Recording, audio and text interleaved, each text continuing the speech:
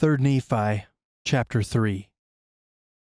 And now it came to pass that in the 16th year from the coming of Christ, Lyconius, the governor of the land, received an epistle from the leader and the governor of this band of robbers.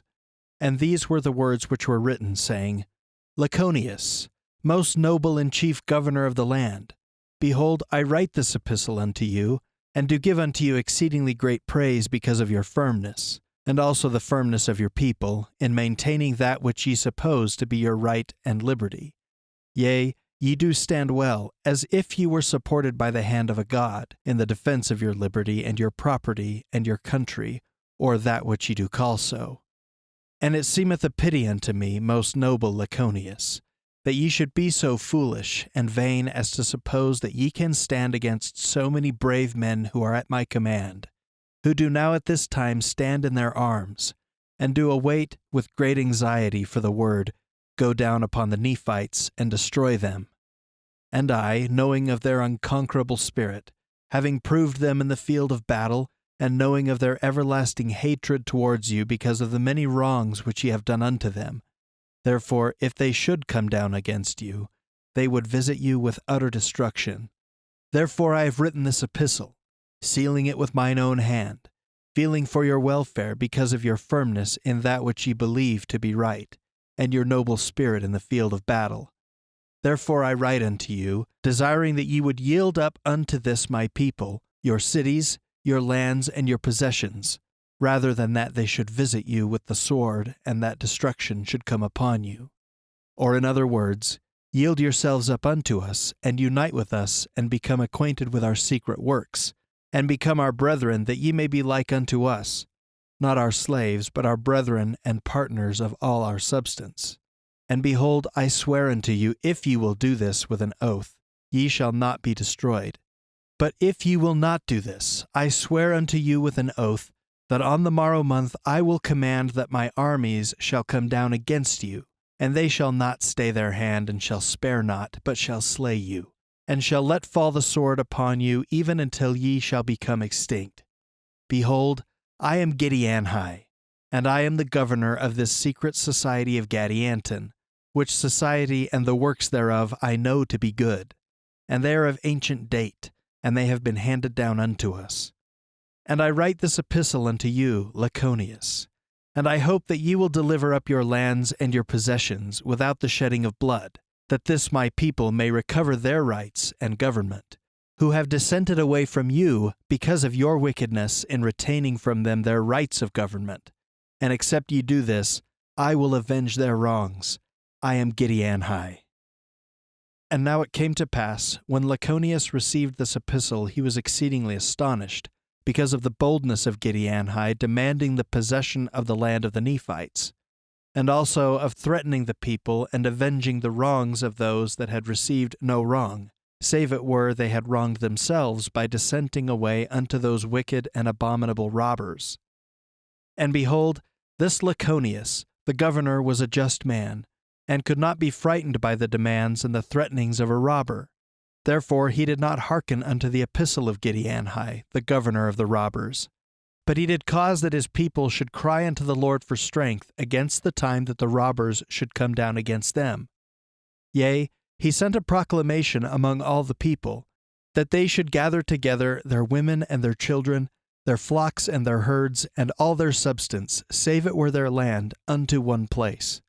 And he caused that fortifications should be built round about them, and the strength thereof should be exceedingly great.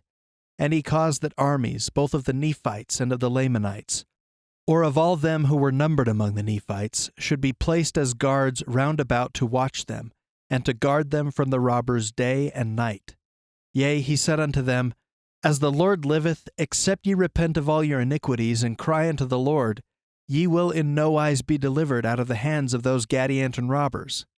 And so great and marvelous were the words and prophecies of Lyconius, that they did cause fear to come upon all the people, and they did exert themselves in their might to do according to the words of Lyconius.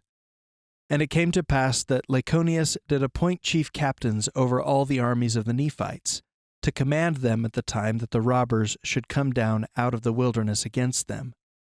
Now the chiefest among all the chief captains, And the greatest commander of all the armies of the Nephites was appointed, and his name was Gidgiddoni. Now it was the custom among all the Nephites to appoint for their chief captains, save it were in their times of wickedness, someone that had the spirit of revelation and also prophecy. Therefore this Gidgiddoni was a great prophet among them, as also was the chief judge. Now the people said unto Gidgiddoni, Pray unto the Lord, and let us go up upon the mountains and into the wilderness, that we may fall upon the robbers and destroy them in their own lands. But Gidgiddoni said unto them, The Lord forbid. For if we should go up against them, the Lord would deliver us into their hands. Therefore we will prepare ourselves in the center of our lands, and we will gather all our armies together, and we will not go against them, but we will wait till they shall come against us. Therefore, as the Lord liveth, if we do this, he will deliver them into our hands. And it came to pass in the 17th year, in the latter end of the year, the proclamation of Lyconius had gone forth throughout all the face of the land.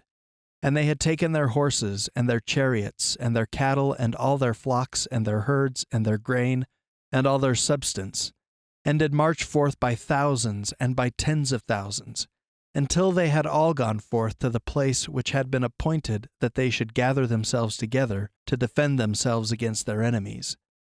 And the land which was appointed was the land of Zarahemla, and the land which was between the land Zarahemla and the land Bountiful, yea, to the line which was between the land Bountiful and the land Desolation.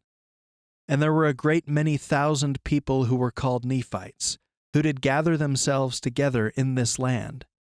Now Lyconius did cause that they should gather themselves together in the land southward, because of the great curse which was upon the land northward.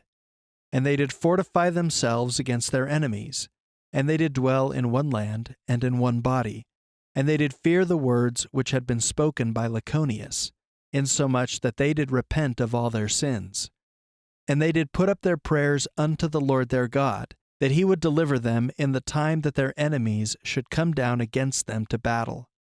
And they were exceedingly sorrowful because of their enemies. And Gidgiddoni did cause that they should make weapons of war of every kind, and they should be strong with armor and with shields and with bucklers after the manner of his instruction.